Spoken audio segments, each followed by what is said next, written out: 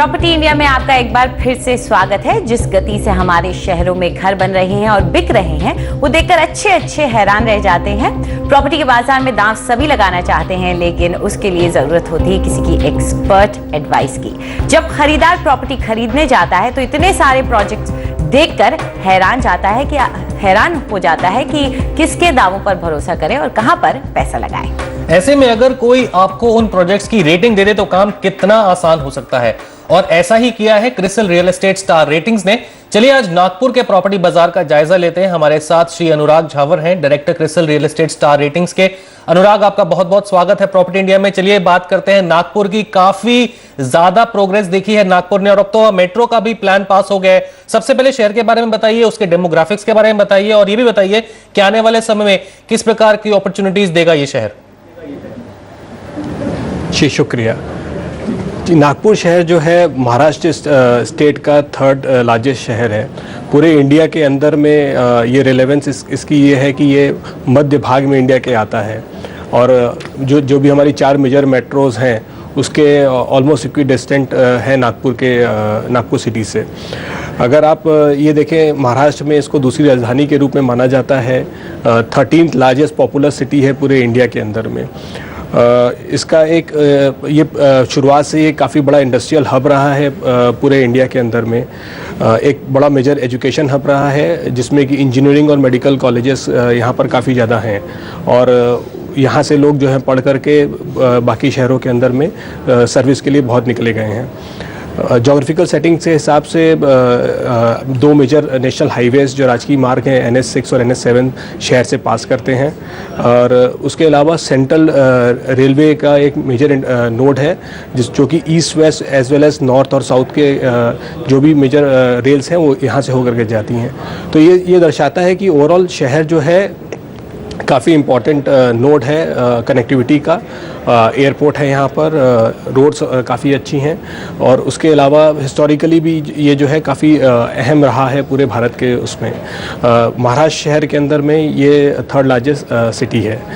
अगर यहाँ के ओवरऑल डेमोग्राफिक्स की बात करें, क्योंकि ये एक यूथ सिटी का रूप है यहाँ पर काफ़ी एजुकेशन इंस्टीट्यूट्स हैं, तो ओवरऑल काफ़ी यूथ यहाँ पर है जो कि एजुकेशन के पर्सपेक्टिव से पढ़ने के लिए आता है। उसके अलावा एक बहुत बड़ा इंडस्ट्रियल हब है ये, जहाँ पर कि chemicals, textiles, agro, food processing, iron steel से रिलेटेड काफ़ी काम होता है। और गवर्नमेंट का भी जो महाराष्ट्र गवर्नमेंट का भी यहाँ पर विदर्भ रीजन के अंदर में काफ़ी फोकस रहा है इंडस्ट्रीज़ को बढ़ाने का। और नागपुर क्योंकि एक फोकल पॉइंट है जहाँ पर एयरपोर्ट है, इसके अगल बगल काफ़ी इंडस्ट्रियल डेवलपमेंट हुए हैं, चाहे वो आप बूटीबोरी इंडस्ट्रियल एरिया बोल लीजिए, या हिगना बोल लीजिए, या फिर मिहान। सो ओवरऑल काफ़ी स्ट्रॉन्ग डेवलपमेंट इंडस्ट्रियल फोकस पे रहा है, और मिहान की वजह से सर्विस सेक्टर जो कि ITITS है वहाँ पर भी काफ़ी काम रहा है। ओवरऑल एक काफ़ी स्ट्रॉन्ग शहर है, और ओवरऑल सर्कुलर इन नेचर होने की वजह से हर जगह यहाँ पर डेवलपमेंट देखा गया है। तो डेवलपमेंट काफी हो रहा है, ये तो आप कहते ही हैं, लेकिन डेवलपमेंट का एक हिस्सा होता है इंफ्रास्ट्रक्चर बढ़ना। तो क्या शहर में जितना औद्योगिक विकास हो रहा है, जितना व्यावसायिक विकास हो रहा है, उसी हिसाब से वहां का इंफ्रास्ट्रक्चर भी लोगों के लिए बढ़ रहा है? जी, अब इस शहर के अंदर में इंफ्रास्ट्रक्चर में भी काफ़ी काम हो रहा है। आप अगर ओवरऑल देखें JNNRUM के अंदर में ये one of the first city था जिसमें 1000 करोड़ डिसबर्स हुआ था, जो कि रोड सीवरेज डेवलपमेंट वगैरह के लिए लगा था। आउटर रिंग रोड बन रही है शहर के अंदर में, जो कि पूरे शहर को कवर करेगी। 85 किलोमीटर की ये रिंग रोड है।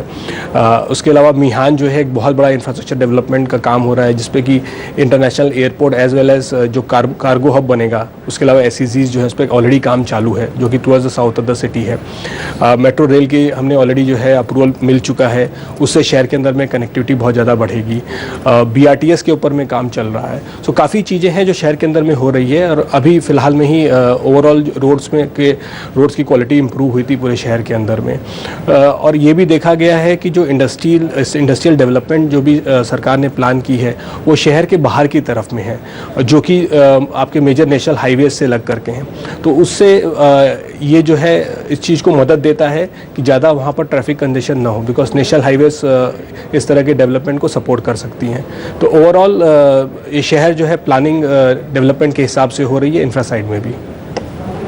जी अनुराग, चलिए अब ग्रोथ कॉरिडोर्स के बारे में बताइए। कौन से ग्रोथ कॉरिडोर्स हैं इस शहर के जहां पर आप आने वाले समय में उन्नति और प्रोग्रेस देखते हैं?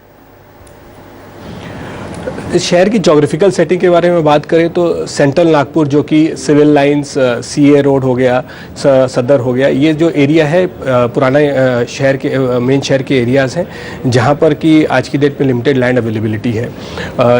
जो ग्रोथ का जो फर्स्ट फेज़ अगर बात करेंगे तो वो वेस्टर्न नागपुर की तरफ में आया था। वेस्टर्न नागपुर के अंदर में जो मेजर एरियाज़ होंगे वो आपके लक्ष्मी नगर, शद्दरनपेट, धर्मपेट होंगे। इस एरिया के अंदर में डेवलपमेंट प्राइमरली जो है इसलिए आया क्योंकि यहाँ का सोशो इकोनॉमिक जो इन्वायरमेंट है in terms of schools, colleges, hospitals, entertainment, retail malls वगैरह यहाँ पर काफ़ी अच्छे हैं।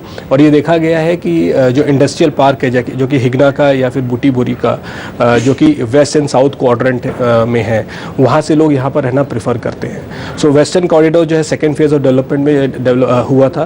थर्ड फेज़ के अंदर में हमने देखा है Bhandara road as well as Wardha road, जो कि साउथ में वर्धा रोड हुई और ईस्ट में भंडारा रोड हुई। दोनों में डेवलपमेंट हो रहा है जहाँ पर कि अफोर्डेबल और मिड सेगमेंट दोनों टाइप के डेवलपमेंट्स आ रहे हैं। वर्धा रोड के ऊपर में मिहान है आपका और साथ में बूटी बोरी इंडस्ट्रियल पार्क है, जो कि काफ़ी स्केल पे काफ़ी इंडस्ट्रीज़ वहाँ पर आके जगह ले लिया है और मिहान में काफ़ी आईटी कंपनियों ने भी जगह ले ली है। सो ओवरऑल जो डेवलपमेंट है फ्यूचर में साउथ वेस्ट में रहेगा, साथ में ईस्टर्न कॉरिडोर्स भी ओपन करेंगे। So in the mid to short term ये रुझान देखा गया है। तो क्या ये जो नए इलाके आ रहे हैं फिलहाल ये अफोर्डेबल हैं लोगों के लिए? अगर वो वहाँ जाकर के इन्वेस्टमेंट करना चाहते हैं तो इस तरह के हैं कि वो कर सकें? सो ओवरऑल मिहान की वजह से थोड़ा सा प्रॉपर्टी प्राइसेस इंक्रीज़ किए थे 2 से 3 साल पहले, लेकिन अब जो है थोड़ी सी स्टेबिलिटी आ गई है। तो थोड़ा सा शहर के आगे जाने के बाद में अफोर्डेबल प्राइसेस प्रोजेक्ट्स जो है अफोर्डेबल रेंज में मिल जा रहे हैं। जैसे जैसे आप शहर से दूर जाएंगे आपको अफोर्डेबल प्राइसेस मिल जाएंगे। और दूसरी खासियत इस शहर के अंदर में है कि ये हर तरफ यहाँ पर डेवलपमेंट हो रहा है। तो अगर लोग नॉर्थ की तरफ में या ईस्ट की तरफ में जाते हैं वहाँ पर भी अफोर्डेबल प्रोजेक्ट्स मिल रहे हैं। सेंट्रल नागपुर के अंदर में प्राइसेस बढ़ चुके हैं जो कि अफोर्डेबल नहीं है आज की डेट में। तो चलिए अनुराग, अब क्रेस्ट के बारे में बताइए। रेटिंग किस प्रकार करते हैं? प्रोजेक्ट लेवल पे, सिटी लेवल पे, कितने स्केल पे आप रेटिंग करते हैं? और जो लोग इस रेटिंग को ट्रैक करना चाहें उनके लिए इस रेटिंग को ट्रैक करने के क्या क्या तरीके हैं? और जब आप किसी प्रोजेक्ट को रेट करते हैं तो क्या रेटिंग समय समय पर आप चेंज भी करते हैं? जरा विस्तार से बताइए। जी, so Crisil real estate star rating जो कि क्रेस्ट जिसको हम कहते हैं, ये इसके 2 की कैरेक्टरिस्टिक्स हैं। ये एक शहर के लेवल की रेटिंग होती है और साथ ही में ये जो है प्रोजेक्ट लेवल रेटिंग होती है। इसका कहने का मतलब ये हुआ कि शहर के अंदर में कोई भी प्रोजेक्ट जो है उसकी तुलना दूसरे प्रोजेक्ट से की जा सकती है। ओवरऑल ये जो पैरामीटर्स होते हैं इसके 5 की अहम मुद्दों पे ये इस पर रेटिंग की जाती है। इसमें सबसे पहले हम लोग डेवलपर का ट्रैक रिकॉर्ड देखते हैं। जो ग्रुप इसको बना रहा है उसका क्या एक्सपीरियंस है, ओवरऑल फाइनेंशियल पोजीशन क्या है, उनका पास्ट ट्रैक रिकॉर्ड क्या है डिलीवरी का। लीगल पेपर्स इस प्रोजेक्ट के अप्रूवल्स में मिले हैं कि नहीं मिले, इन्होंने क्या क्लैरिटी है उसके ऊपर में। लीगल कंसल्टेंट्स कौन हैं जो कि प्रोजेक्ट के ऊपर में काम कर रहे हैं। उसके अलावा फाइनेंशियल क्वालिटी क्या है उस प्रोजेक्ट की, ओवरऑल सेल प्रोसीड्स कैसी है, debt funding, equity funding project की है कि नहीं। अगर डेवलपर फंडिंग करना चाहते हैं तो डेवलपर के पास फंड्स अवेलेबल हैं कि नहीं है। कंस्ट्रक्शन क्वालिटी में हम लोग on site testing, of site से टेस्टिंग की जो भी चीज़ें होती है वो देखते हैं। प्रोफाइल ऑफ कंसल्टेंट्स जो एसोसिएटेड हैं उसको देखते हैं। ओवरऑल जो प्लान है कंस्ट्रक्शन को प्रोग्रेस करने का उसके हिसाब से हो रहा है कि नहीं उसको चेक करते हैं।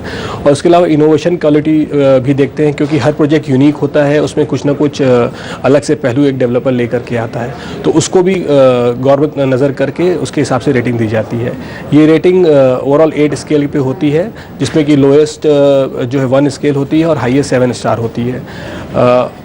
और ये जो प्रोजेक्ट है एक बार प्रोजेक्ट की रेटिंग होती है उसके बाद में ये जो है हमारी वेबसाइट पे इसकी पूरी डिटेल रहती है।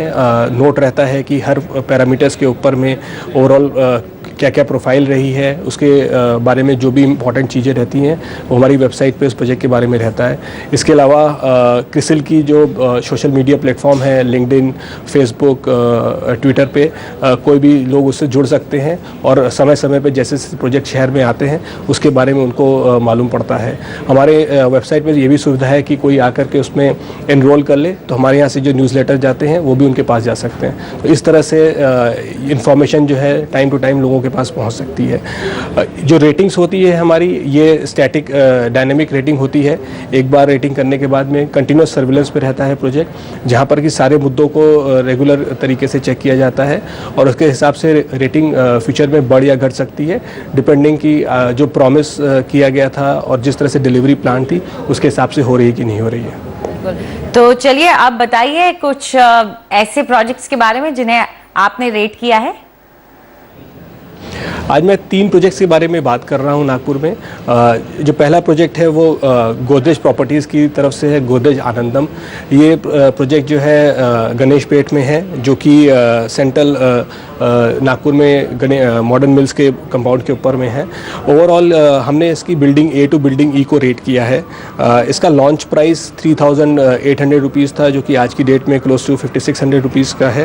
Overall number of units 384 units इन्होंने इस ए टू ई ब्लॉक के अंदर में लॉन्च की है। इसकी जो टाइमलाइन कंप्लीशन की है, फेज़ टावर ए टू सी की जो है दिसंबर 2013 के अंदर में है और बाकी टावर्स उसकी जून 2014 में है। ये प्रोजेक्ट आज की डेट में ऑलरेडी 90% कंस्ट्रक्ट हो चुका है और 93% सोल्ड आउट हो चुका है। ये प्रीमियम सेगमेंट का प्रोजेक्ट है जिसमें कि units are available from 88 lakh to 4.5 crore और इसको सारे पैरामीटर्स पे रेट करके हमने नागपुर 6 स्टार की रेटिंग दी है। सेकेंड प्रोजेक्ट जो मैं बताना चाहता हूँ वो केसर लैंड्स ग्रुप की तरफ से है। प्रोजेक्ट का नाम केसर इम्पीरिया है। ये बेलतोर्दी वर्धा रोड, जो कि साउथ ऑफ नागपुर की तरफ में सिचुएटेड है, एक 40,000 स्क्वायर फीट का प्रोजेक्ट है जो कि प्रीमियम सेगमेंट को बिलोंग करता है। ओवरऑल 40 यूनिट्स हैं इसके अंदर में।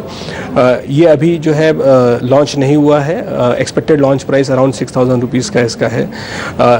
यूनिट प्राइसिंग 70 लाख से 1.3 करोड़ के बीच की है। 5% कंस्ट्रक्ट हो चुका है। सारे मुद्दों पे देख करके से नागपुर 4 स्टार की रेटिंग दी गई है। जो तीसरा प्रोजेक्ट है वो सहारा डेवलपर्स एंड प्रमोटर्स की तरफ से है, जो कि वहाँ के पुराने ग्रुप में से आते हैं।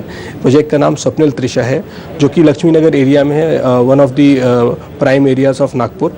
ओवरऑल 1.38 लाख स्क्वायर फीट का ये प्रोजेक्ट है, जिसके अंदर में 54 यूनिट्स हैं सेल के लिए और रिहैब ब्लॉक्स के लिए 30 यूनिट्स हैं। इसका लॉन्च प्राइस 6,000 रुपीज़ था और आज की डेट में ये 8,300 रुपीज़ है। अप्रैल 2011 में प्रोजेक्ट लॉन्च हुआ था और जून 2014 में इसकी डिलीवरी होगी। प्रीमियम सेगमेंट का प्रोजेक्ट है। 1.2 से 1.5 करोड़ के बीच के यूनिट्स मिल सकते हैं इसमें।